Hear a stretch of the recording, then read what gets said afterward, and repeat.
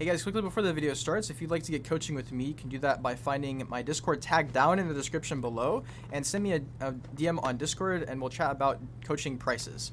I'll take your your gameplay to the next level.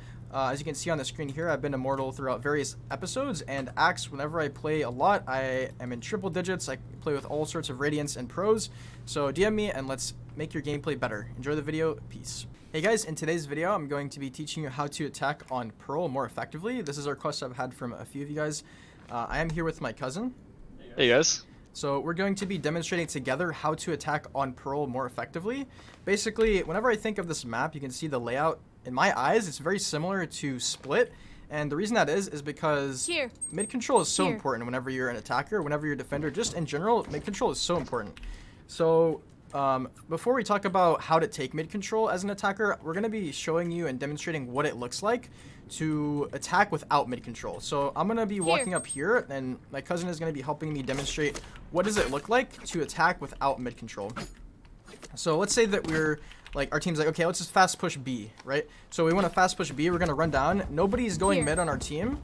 This is going to be bad for us if they have someone mid. So we're running up, we're looking here, and then he's here, right? And if your team had gone mid, this would be much easier to actually take, because you only really have to worry about this corner, hall, and then, of course, the other spots where they can come from spawn, here and here. Otherwise, here, trying to push like 5-man here is kind of bad. So let's talk about now how to take mid control as an attacker for B side, and then we'll talk about A side. So you can just start here or here. And typically you want to do a split. This is just like splitting on the map split. You can have 2 or 3 come here, and the only purpose is to just clear this area out and get more control.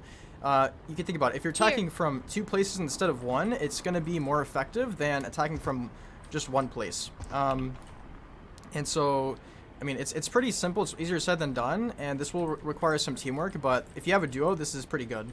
Because you guys, if you can also just get good at pushing mid yourself, pushing through mid doors here, you have to clear corner here, clear close, and then just walk up. Make sure you're aware of this angle. Make sure you're aware of this angle. And then clear this corner, and then run up as your team is running up. And then now you have control of this. And my cousin was standing here before. We don't have to worry about this quite as much because, you know, we cleared it out as a team. So now, Phoenix, let's go to A. And so the same thing applies for A because it's you know, again, the middle of the map connects to everything. You have to understand, not every map, not middle in every map is not like this.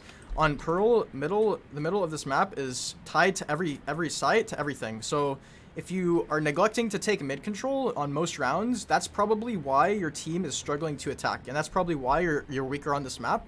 If you can get better at taking mid control and having confidence taking fights, then it's going to be really good. So let's quickly again see what it looks like to take, let's say like our team's like, let's flash push A, but you have nobody mid. This is what it's going to be like. So you're running up A, you clear the corner here, and then boom, right? So if you're not expecting this, if you have nobody mid, then this is going to be a problem. Whereas if we had people pushing from here and from here, from both ways, it's going to be much easier, and the only things that you really have to worry about are going to be back here and then towards spawn areas again, right? Whereas here, it's like you're trying to attack from this tiny area. You can literally be getting shot from 3 different areas as opposed to 2. So now let's go ahead and see what it looks like to try to take mid control for A side. Again, you can start here or you can start over there. Probably start here, and then you're just kind of walk up. This is where you can peek from. Sometimes you can come up here. They did change this part of the map, so you can come up here, kind of walk across. Sometimes I like to sit behind there. Can you crouch, Phoenix? So yeah, they can be behind here. You never want to forget about that, so be careful. Always try to kind of clear this out whenever you're peeking. And then, you know, again, it's going to be probably best to do this with 2 people and then have 3 go main. That's the ideal scenario. Even if you just have 1 person lurking mid, it's better than having nobody in most scenarios, especially if the person lurking is good. So here, clear left. Typically, there's nobody left unless they're rotating, and they know that you're coming A. And then here you might catch someone here, you might catch someone in art. Typically, just 1 person is going to play here, maybe 2. But this 1 person can ruin your whole push if you come up here without taking mid control. So that's the first part about this map.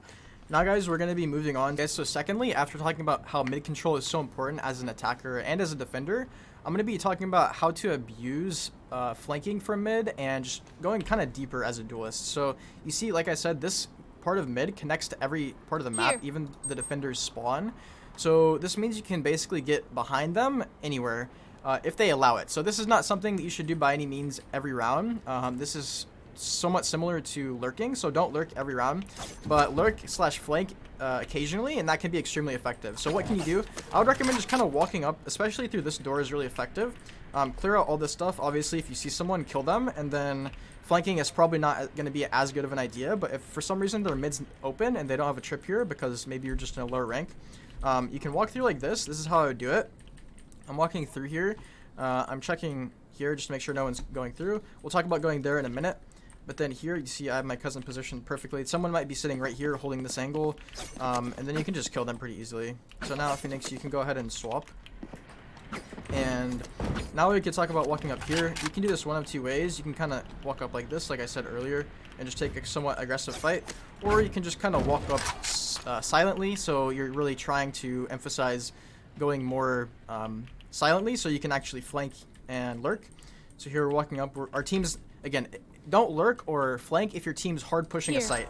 If your team's kind of chilling back and they're just chilling and they're waiting, then you can do this because you got time to work with. So again, if you see someone, kill them, obviously, and then if they spot you and they die, then you don't want to do too much, but you can walk through here if you don't see anyone, and because they don't know that you're here. And again, this is a very common spot that someone might be. They might be even all the way up further, like that, and then they're not going to really be thinking probably about you here. So this is really, really useful. Now, from either way, we can push this way, and then we can come down through here, crouch under, and then come to their spawn, and then flank either side. Now, this is going to be much deeper and much less frequent for you to be able to actually do. More than likely, there's going to be someone mid, especially after you do this once. And more than likely, there's going to be someone farther up than where my cousin was positioned. But in a lot of cases, you'd be surprised this actually does work.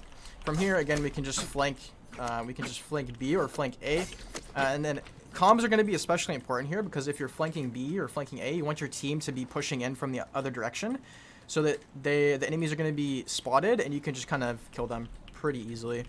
And yeah, so this is how to abuse mid by flanking slash lurking. These are things, again, like my other attacking video, that the enemy's not going to really expect super often. So because again, your go-to right now is probably just to go B main or A main. If you can get out of the habit of going to these two areas every single round and actually going mid and trying to take advantage of mid, again, mid also connects to A and B, so obviously go take mid and go to A or B, but also know when to lurk or when to sneak up. And yeah, so that's going to be this section. Basically, this section is just telling you to be unpredictable, throw in some lurking, throw in some flanks whenever you see an opportunity to, especially when their defense is weak or when they're stacking too many to a site or something, and their mid is just completely open because, again, mid's so important on this map. See you guys in the next section. Alright guys, so now we're going to be moving on to how to attack B main and A main strictly.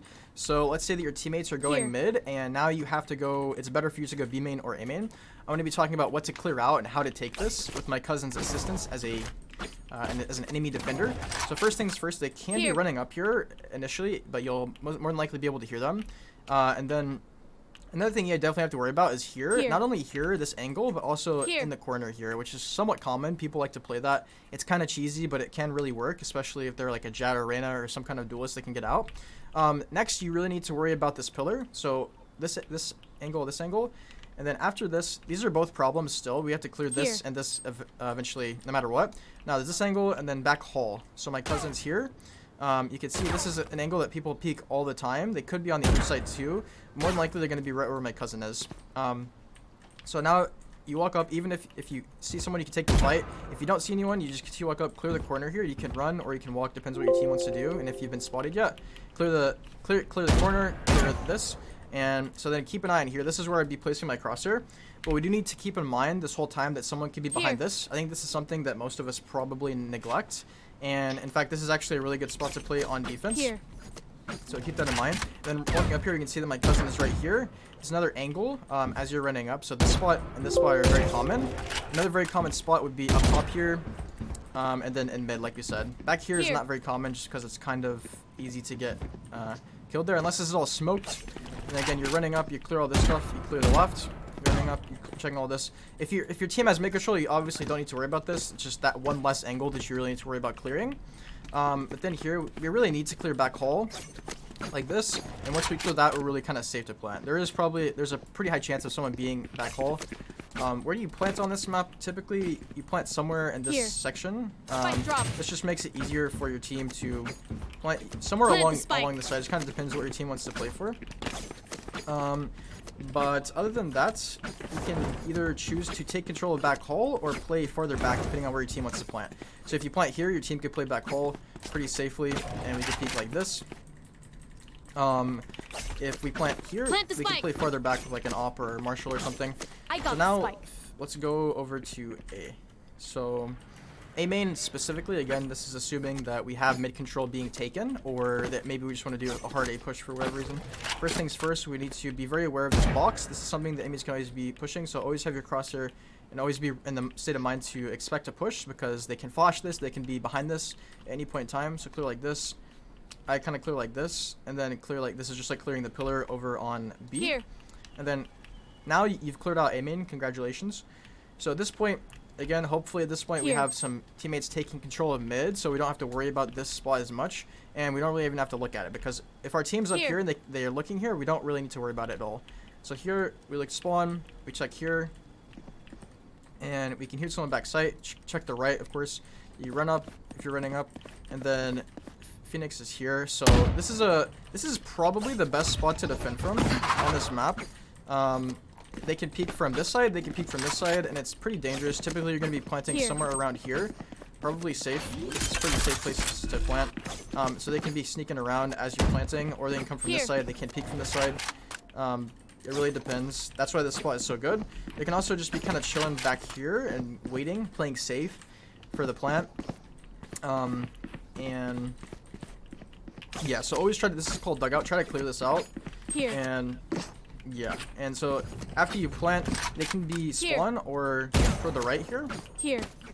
And so these are things you need to be aware of. If you plant, more than likely you'll play on behind this half, so over toward main or over toward mid. A lot of duelists do like to push up after the spike goes down, so you can come up to here. Same thing on B, you can push up here. If you feel like you have time to do that before they rotate, you can sit right here. This is semi-predictable if you've already, especially if you've already done it. You can play here. This is also even probably more predictable, I would guess.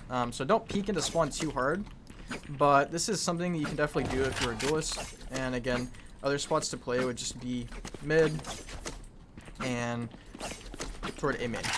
So thanks Phoenix for the help. Let me know if you guys like my cousin in the video.